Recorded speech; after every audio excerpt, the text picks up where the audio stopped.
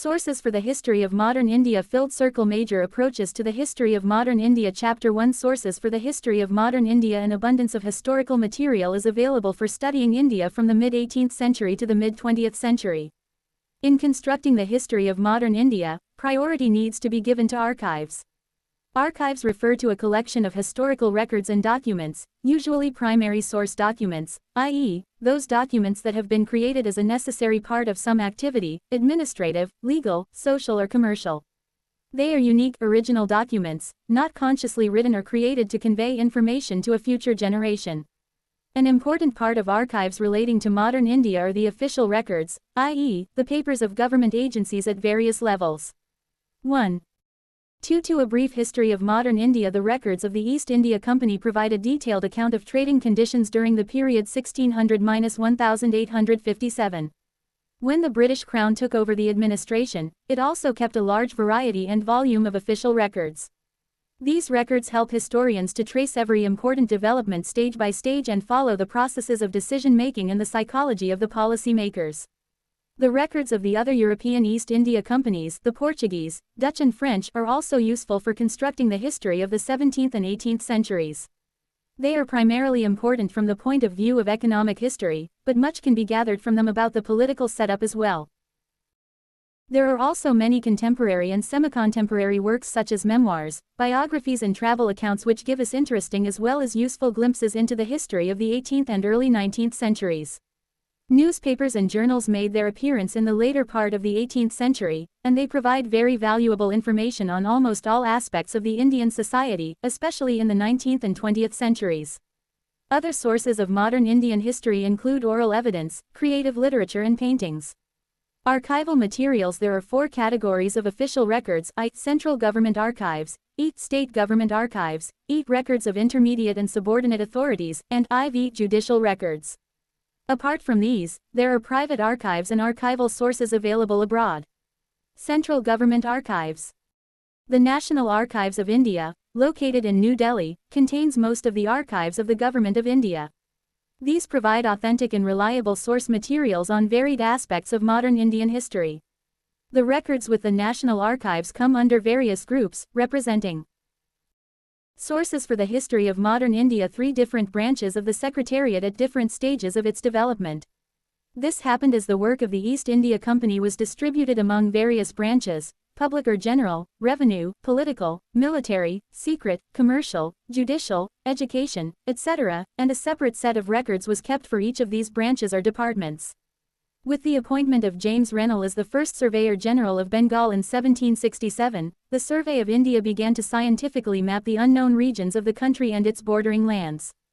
The records of the Survey of India as well as the journals and memoirs of the surveyors provide valuable information not only on geographical matters but also on contemporary socio-economic conditions and other important historical aspects. The proceedings of the public, judicial and legislative departments provide ample data for studying the social and religious policies of the colonial government. The government's policies on education and the growth of the education system during the colonial rule are mentioned in the educational records of the Central Archives. The papers bearing on the emergence of the nationalist movement were part of the public series of the Home Department records, but, in 1907, a new series of records, Home Political, was started to deal exclusively with political and communal issues.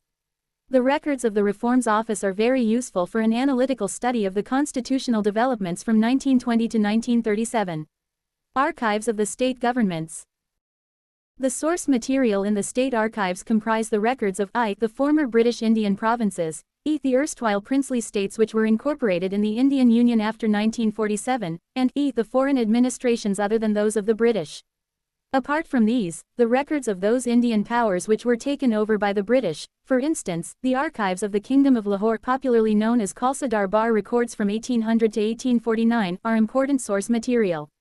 Another important collection of 4. A brief history of modern India. The pre-British public archives in India is the Peshwa Daftar housed in the Alienation Office, Pune. It forms the most valuable single source for the study of Maratha history for a period of almost a century before the fall of the Peshwas.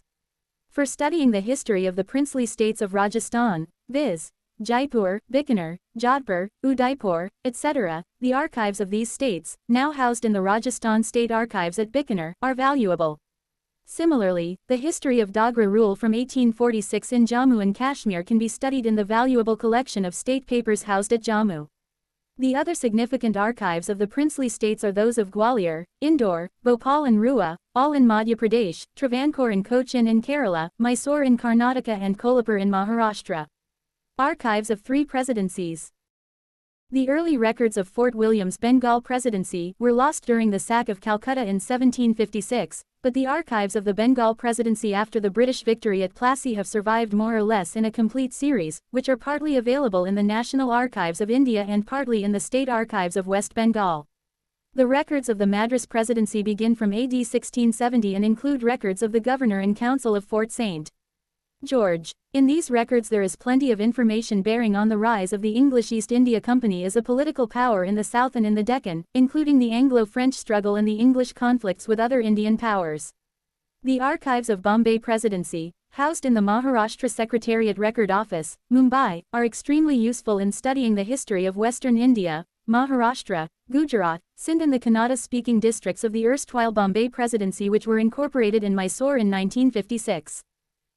Archives of other European powers. The archives related to the Portuguese preserved in Goa, mainly belonging to the period from 1700 to 1900, are sources for the history of modern India. 5 valuable for the history of Portuguese possessions in India. The orders and dispatches from Lisbon received in Goa and the responses and reports dispatched from India to Portugal constitute the most significant historical material among the Portuguese archives. The Dutch records of Cochin and Malabar are in the Madras Record Office and those of Chinsara in the State Archives of West Bengal.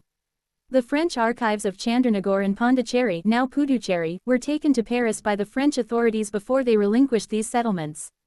The archives of the Danish possessions were also transferred to Copenhagen when the Danes sold Tranquebar and Srirampur to the English East India Company in 1845. The remaining Danish records, mainly relating to Tranquebar 1777-1845, are now housed in the Madras Record Office. Judicial records. Housed in the Madras Record Office, the archives of the Mayor's Court at Fort St. George, beginning from AD 1689, are the earliest available judicial archives. The pre-Plassey records of the Mayor's Court at Fort Williams have been lost, but those for the years 1757–73 are kept in the record room of the Calcutta High Court, along with the archives of the Supreme Court of Bengal 1774–1861. Similarly, the records of the Mayor's Court at Bombay established in 1728 are available in the Maharashtra Secretariat Record Office, which also has the custody of the archives of the Bombay Recorder's Court and the Supreme Court. Apart from containing the proceedings and minutes, this category of records contains copies of wills, probates, and letters of administration which are useful for genealogical studies and for investigations pertaining to the state of society and economic conditions in the respective regions. Published archives. The most significant archival publications are the parliamentary papers, which include many excerpts from the records of the East India Company and the Government of India under the 6.6 A brief history of modern India Crown. The reports of the parliamentary select committees, various royal commissions constituted on specific subjects like education, civil reforms and famines, and the parliamentary debates on the Indian Empire are indispensable. The proceedings of the Indian and provincial legislatures, the weekly gazettes published by the central and the provincial governments, and collections of laws and regulations issued from time to time also serve as useful source material for historical research. Private archives comprise papers and documents of individuals and families of note, who played a significant role in the development of modern India. The papers of eminent leaders of the nationalist movement and the records of organizations like the Indian National Congress are housed in the Nehru Memorial Museum and Library in New Delhi. The archives of banks, business houses and chambers of commerce are extremely helpful in the study of economic changes. Foreign repositories. A vast body of historical material related to the history of modern India is available in the repositories of erstwhile imperialist powers, who ruled in different parts of the Indian subcontinent as well as in some other countries. In England, the India Office records, London and the records kept in the British Museum are very valuable. The India Office records possesses various important documents, the minutes of the Courts of Directors and the General Court of the East India Company and various committees constituted from time to time, the minutes and correspondence of the Board of Control or the Board of Commissioners for the Affairs of India, and the records of the Secretary of State and the India Council. The British Museum possesses collections of papers of British viceroys, secretaries of states and other high-ranked civil and military officials who were posted in India. The archives of the missionary societies, for instance, of the Church Missionary Society of London, provide insight. Sources for the history of modern India 7 into the educational and social development in pre-independent India. The Archives Nationales, Paris, and the archives of the French Ministries of Foreign Affairs, Colonies and War, have records that throw light on the history of French possessions as well as the socio-political conditions. The records of the Dutch East India Company is available in Rijksarchief, The Hague, and that of the Danish and Portuguese are kept in Copenhagen and Lisbon, respectively. Apart from the archives of the European nations, the archives preserved in Pakistan are of utmost importance. The West Pakistan Record Office, Lahore, Record Office, Peshawar, records available in Sindh, etc., give information about the regional history of the Indian subcontinent besides shedding light on India's relations with Afghanistan, Iran and other neighboring countries in the colonial era. Biographies, memoirs and travel accounts. Many travelers, traders, missionaries and civil servants who came to India have left accounts of their experiences and their impressions of various parts of India. An important group among these writers was that of the missionaries who wrote to encourage their respective societies to send more missionaries to India for the purpose of evangelizing its inhabitants. In this genre, Bishop Eber's Journal and Abbe Dubois' Hindu Manners and Customs provide useful information on the socio-economic life of India during the period of decline of the Indian powers and the rise of the British. Some of the famous British travelers who wrote travel accounts were George Forster, Benjamin Hayne, James Burns' Narrative of a Visit to the Court of Sindh, Alexander Burns' Travels into Bukhara, C.J.C. Davidson Diary of the Travels and Adventures in Upper India, and John Butler Travels and Adventures in the province of 8. A Brief History of Modern India, Assam. Famous non-British travelers who wrote about India include Victor Jacquemont, Letters from India describing a journey in the British dominions of India, Tibet, Lahore and Kashmir during the years 1828-1829. 1831 Baron Charles Travels in Kashmir and the Punjab, and William Moorcroft. These travel accounts are indispensable and generally reliable sources for constructing the history of modern India, especially as they supplement the official papers. Newspapers and journals. Newspapers and journals of the 19th and 20th centuries, published in English as well as in the different vernacular languages, form an important and authentic source of information for the construction of the history of modern India. The first attempts to publish newspapers in India were made by the disgruntled employees of the English East India Company who sought to expose the malpractices of private trade. For instance, in 1776, William Bolts, being censured by the Court of Directors for private trading, resigned from the company and announced his intention to publish a newspaper. The official response to Bolts' scheme was strong and his plan ended before materializing. In 1780, James Augustus Hickey published the first newspaper in India entitled the Bengal Gazette or Calcutta General Advertiser. Hickey's press was seized within 2 years, owing to his outspoken criticism of government officials. Afterwards, many publications appeared such as the Calcutta Gazette 1784, the Madras Courier 1788, and the Bombay Herald 1789. The newspapers and journals of the early period primarily aimed at catering to the intellectual entertainment of the Europeans and Anglo-Indians. From the second half of the 19th century, many powerful newspapers appeared, edited published by distinguished and fearless journalists. Interestingly, nearly sources for the history of modern India 1/3 of the founding fathers of the Indian National Congress in 1885 were journalists.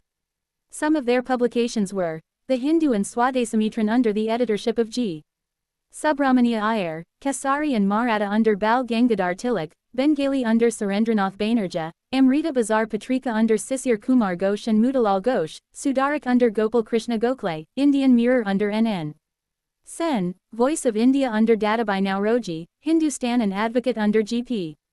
Varma, The Tribune and Akhbar I.M. in Punjab, Indu Prakash, Dyanyan Prakash, Kal and Gujarati in Bombay, and Som Prakash Benganivasi and Sadarani in Bengal were other noted newspapers of the time. Indian nationalists and revolutionaries living abroad published newspapers and journals. Indian sociologist London, Shyamji Krishnavarma Bande Matram Paris, Madame Kama Talwar Berlin, Virendranath Chattopadhyay, and Godard San Francisco, Lala Hardale. To infuse a feeling of nationalism among Indians living abroad. Newspapers depict almost all aspects of life in colonial India from around the 1870s onwards. From the 1920s onwards, newspapers tracked the major events during the freedom struggle. However, newspaper accounts cannot be seen as unprejudiced or completely objective. The accounts that were published in a newspaper in London by the pro-British Raj people were bound to be different from the report in an Indian nationalist paper. Oral evidence. Oral history refers to the construction of history with the help of non-written sources, for instance, personal reminiscence. Oral sources allow historians to broaden the boundaries of their discipline and corroborate their findings from other sources of history. However, many historians remain skeptical of the veracity of oral history. 1010 A brief history of modern India creative literature. The most significant outcome of the Indo-European contact was the literary genre of the novel, which emerged in the latter half of the 19th century. The first important writer of that period was the Bengali novelist, Bankim Chandra Chatterjee (1838–94). His novels are mostly historical, the best known among them being Anandamath (1882), noted for its powerful lyric, Vandemataram, and depiction of the Sannyasi revolt 1760s. His last novel Rajasima can be called the grand finale to his remarkable career. Ikaram Suryaram Desai (1853–1912) was a fine scholar of medieval Gujarati literary history. His first novel Hind and Britannia was one of the earliest Indian novels with political overtones. Tamil writers like Girija Devi and Ramatirthamal, who wrote Mohana Rajani (1931) and Dasikalan Mosavalai (1936) respectively, also made the novel an effective vehicle of social experience. G.V. Krishna Rao's Keelabamalu, The Puppets, 1956, in Telugu was concerned with the moral aspects and behavior of the rural people. Vaikom Muhammad Bashir (19,101,994) was one of the eminent writers in Malayalam whose famous novel Balyakalasaki, The Childhood Friends, 1944, was a tragic tale of love. Similarly, the Kazi Shiva Sankarapillai became prominent for his two extremely well-written works in Malayalam, Tatiyud Makan, Son of a Scavenger, 1948, and Chemin, Shrimps, 1956. Despite having different educational backgrounds and social outlooks, all these writers shared a strong sense of realism and deep interest in the life of the marginalized and oppressed sections of the society. These novels give a picture of the social milieu of the days they relate to. Painting. Some information on the socio-economic, political and cultural life during the colonial period can be obtained from the paintings of that period. The company paintings, also. Sources for the history of modern India. 11 referred as Patna Kalam, emerged under the patronage of the East India Company. They picturize the people and scenes as they existed at the time. Trades, festivals, dances and the attire of people are visible in these works. Company paintings continued to be popular in the 19th century until the introduction of photography in India in the 1840s. The pictorial images produced by the British and Indians, paintings, pencil drawings, etchings, posters, cartoons and bazaar prints, are especially important records of the Great Revolt of 1857. The British pictures offer images that were meant to provoke a range of different emotions and reactions. Some of them commemorate the British heroes who saved the English and repressed the rebels. Relief of Lucknow, painted by Thomas Jones Barker in 1859, is one such example. Another painting of this period, In Memoriam by Joseph Noel Paton, recorded in painting 2 years of the revolt of 1857. One can see English women and children huddled in a circle, looking helpless and innocent, seemingly waiting for the inevitable dishonor, violence and death. These paintings of the mutiny period are important for the historian to interpret and understand the worldviews of the British and the Indians regarding this major event. Kalagat painting that came to the fore in Calcutta in the 19th century depicted not only mythological figures but also ordinary people engaged in their everyday lives. The latter pictures captured the social changes taking place in the Calcutta of the time. These paintings made a comment on social evils of the time. Some of these paintings satirized certain modes adopted by the people of the time.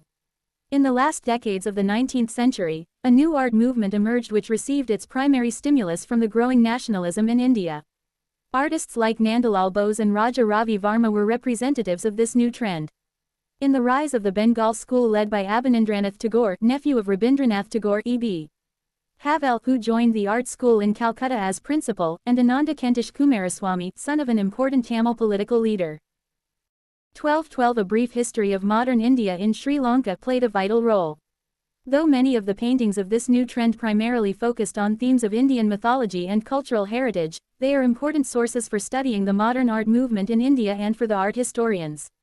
Summary. Sources of modern Indian history. Archival materials consist of public, private and foreign repositories. Public archives include the archives of the governments of India, archives of state governments, archives of the three presidencies of Bengal, Madras and Bombay, and judicial records. Private archives. Papers and documents of individuals and families of note who played a significant role in the development of modern India. Foreign repositories. Indian office records in London, Record Office, Lahore, etc. Biographies and memoirs. Accounts of travelers, traders, missionaries and civil servants during the 18th and 19th centuries, as well as memoirs written by Indian leaders during independence movement. Newspapers and journals published in India as well as abroad. Others. Oral tradition, creative literature, painting. Chapter 2. Major approaches to the history of modern India. Looking at how histories are written as part of the study of the intellectual history of the period under discussion and can provide a variety of ideas and explanations. The starting point in the history of a society, therefore, has to be a familiarity with its historiography, the study of historical interpretation. This provides recognition of the intellectual context of history, instead of seeing history as just a narration of events. The modern history of India, for the convenience of understanding, can be read broadly under four approaches: the colonial or the imperialist, nationalist, Marxist, and subaltern, each with its own distinct characteristics and modes of interpretation. However, there are other approaches, communalist, Cambridge, liberal and neoliberal, and feminist interpretations, which have also influenced historical writing on modern India. View.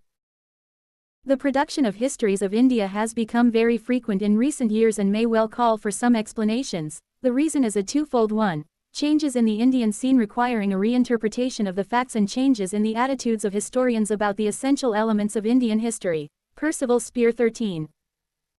1414. A brief history of modern India. Colonial approach. Historiography. For the major part of the 19th century, the colonial school occupied a high position in India. The term, colonial approach, has been used in two senses. One relates to the history of the colonial countries, while the other refers to the works which were influenced by the colonial ideology of domination. It is in the second sense that most historians today write about the colonial historiography. In fact, the practice of writing about the colonial countries by the colonial officials was related to the desire for domination and justification of the colonial rule. Hence, in most such historical works there was criticism of indigenous society and culture. Simultaneously, there was praise for the Western culture and values and glorification of the individuals who established the colonial empires. The histories of India written by James Mill, Mount Stuart Elphinstone, Vincent Smith and many others are pertinent examples of the colonial historiographical trend. Certain characteristics common to most of the works of these historians are the following. I. Orientalist, representation of India. E. The opinion that the British brought unity to India. E. The notions of social Darwinism. The English considered themselves superior to the natives, and the fittest to rule. IV. India viewed as a stagnant society which required guidance from the British white man's burden, and V. Establishing Pax Britannica to bring law and order and peace to a bickering society. Nationalist historiography approach. The nationalist approach to Indian history can be described as one which tends to contribute to the growth of nationalist. Major approaches to the history of modern India. 15. Feelings and to unify people in the face of religious, caste, or linguistic differences or class differentiation. This approach looks at the national movement as a movement of the Indian people, which grew out of the growing awareness among all people of the exploitative nature of colonial rule. This approach developed as a response to and in confrontation with the colonial approach. It should be noted that the nationalist historians of modern India didn't exist before 1947. Before 1947, nationalist historiography mainly dealt with the ancient and medieval periods of Indian history. However, in the last quarter of the 19th century, a detailed and scientific critique of colonialism for the adverse economic aspects of alien rule was developed by nationalists like Dadabhai Naoroji, M.G. Ranade, G.V. Joshi, R.C. Dutt, K.T. Talang, G.K. Gokhale, and D.E. Waka. The only accounts of the national movement was by nationalist leaders, not historians, such as R.G. Pradhan, A.C. Mazumdar, J.L. Nehru and Padabhi Sitaramaiah. R.C. Majumdar and Tara Chand are noted nationalist historians of modern India. Marxist historiography approach. The beginning of the Marxist approach in India was heralded by two classic books, Rajneepal Dutt's India Today and A.R. Desai's Social Background of Indian Nationalism. Originally written for the famous Left Book Club in England, India Today, first published in 1940 in England, was later published in India in 1947. A.R. Desai's Social Background of Indian Nationalism was first published in 1948. Unlike the imperialist colonial approach, the Marxist historians clearly see the primary contradiction between the interests of the colonial masters and the subject people, as well as the process of the nation in the making. Unlike the nationalists, they also take full note of the inner contradictions between the different sections of the people of the Indian society. However, some of them, particularly Rajni Palm, 1616 A Brief History of Modern India were unable to fully integrate their treatment of the primary anti-imperialist contradiction and the secondary inner contradictions intended to counterbalance the anti-imperialist struggle with the class or social struggle. They tend to see the national movement as a structured bourgeois movement, if not the bourgeoisie's movement, and miss its open-ended and all-class character. Another noted Marxist historian, who made a critique of R.P. Dutt's paradigm, is Sumit Sarkar. He considers Dutt's paradigm as a simplistic version of the Marxian class approach. He looks at the nationalist leaders in the light of intelligentsia, which acts as a kind of proxy for as yet passive social forces with which it had little organic connection. A.R. Desai traces the growth of the national movement in 5 phases, each phase based on particular social classes which supported and sustained it. Subaltern approach, historiography. This school of thought began in the early 1980s under the editorship of Ranajit Guha, as a critique of the existing historiography, which was faulted for ignoring the voice of the people. Right from the beginning, subaltern historiography took the position that the entire tradition of Indian historiography had an elitist bias.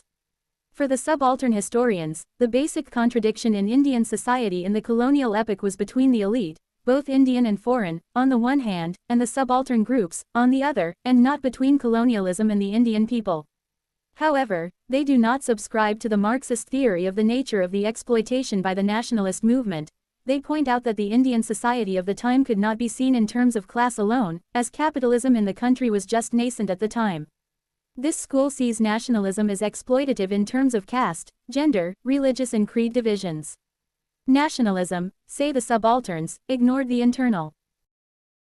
Major approaches to the history of modern India. 17 view. A few historians have of late initiated a new trend, described by its proponents as subaltern, which dismisses all previous historical writing, including that based on a Marxist perspective, as elite historiography, and claims to replace this old, blinkered, historiography with what it claims is a new people's or subaltern approach. Bipin Chandra contradictions within the society as well as what the marginalized represented or had to say. They believe that the Indian people were never united in a common anti-imperialist struggle, that there was no such entity as the Indian national movement. Instead, they assert, there were 2 distinct movements or streams, the real anti-imperialist stream of the subalterns and the bogus national movement of the elite. The elite streams, led by the official leadership of the Indian National Congress, were little more than a cloak for the struggle for power among the elite. Communalist approach. The historians of this school, relying completely on the colonial historiography of medieval India and colonial-era textbooks, viewed Hindus and Muslims as permanent hostile groups whose interests were mutually different and antagonistic to each other. This view was not only reflected in the writings of the historians but also took a more virulent form in the hands of the communal political leaders. In their view, India's medieval history was one long story of Hindu-Muslim conflict. As a corollary of this view, it was then argued that the 19th and 20th century Muslims had the happy and proud, ever-present memory of having been the ruling class, while Hindus had the sad and humiliating memory of having been the subject race. This, ultimately, developed mutual hatred among these groups, often resulting in communal riots and, in the end, led to the partition of India. 1818 A Brief History of Modern India. Cambridge School. According to this school of thought, the fundamental contradiction under colonial rule was not between imperialism and the Indian people, but among the Indians themselves. Further, Indian nationalism was not the product of a struggle of the Indian people against colonial exploitation, but what arose from conflict among the Indians for getting the benefits given to them by the British rulers. The leaders of the national movement, according to this school, were inspired by the quest for power and material benefits. This approach has been criticized by many scholars on the ground that it takes the mind or ideals out of human behavior and reduces nationalism to animal politics. Liberal and neoliberal interpretations. According to this interpretation, the economic exploitation of the colonies was not beneficial to the British people as a whole.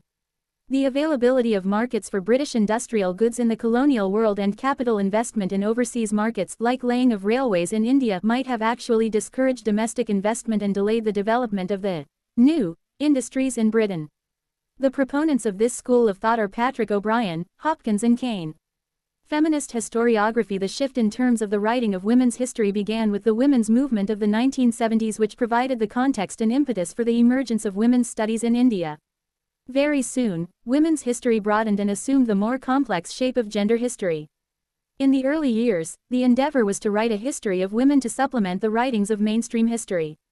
Also, an attempt was made to research and compile an archive of major approaches to the history of modern India. 19 Women's writing. An important area of research has been analysis of the way in which colonial structures, such as the legal structure, affected women's lives. Women's vulnerability due to the denial of ownership of productive resources has been focused on, in the analysis of how progressive laws shape gender relations. In the colonial period, two works based upon the women's question in India, The High Caste Hindu Woman 1887 by Pandita Ramabai, and Mother India 1927 by Catherine Mayo, attracted international attention. Summary: different approaches. Colonial approaches influenced by the colonial ideology of domination. It focuses on criticism of indigenous society and culture, and praises the Western culture and values. James Mill, Vincent Smith etc. followed this approach. Nationalist approach evolved as a response to and in confrontation with the colonial approach. Before independence, this school dealt with the ancient and medieval periods of Indian history, and not the modern period. After independence, this school focused on modern India. R.C. Majumdar and Tara Chand belong to this school. Marxist approach focuses on the primary contradiction between the interests of the colonial masters and the native subjects. It also takes notice of the inner contradictions between the different sections of Indian society. R.P. Dutt and A.R. Desai were noted Marxist historians of India.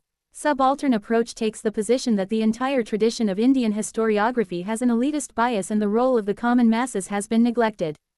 Ranajit Guha belonged to this school. Communalist approach views Hindus and Muslims as permanently hostile groups whose interests are mutually different and antagonistic to each other. 22.0 A brief history of modern India. Cambridge School envisages Indian nationalism as a product of conflicts among the Indians themselves for getting the benefits from the British rulers. For them, Indian nationalist leaders were inspired by the greed of power and material benefits. Liberal and neoliberal interpretations imply that the economic exploitation of the colonies was not beneficial to the people of Britain as it delayed the development of the new industries in Britain. Feminist historiography focuses on areas of research that analyze colonial structures, such as the legal structure, which affected women's lives. It also focuses on women's vulnerability due to the denial of ownership of productive resources. 2 Unit